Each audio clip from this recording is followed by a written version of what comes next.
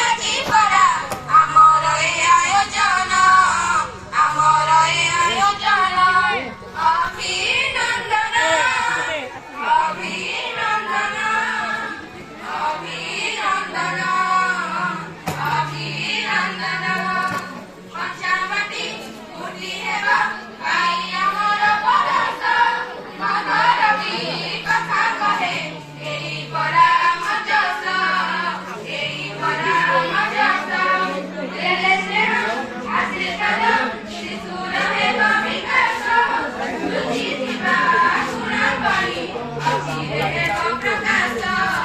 ଅଚିରେ ହେବ ପ୍ରକାଶ ଅଭିନନ୍ଦନ ଅଭିନନ୍ଦନ ଅଭିନନ୍ଦନ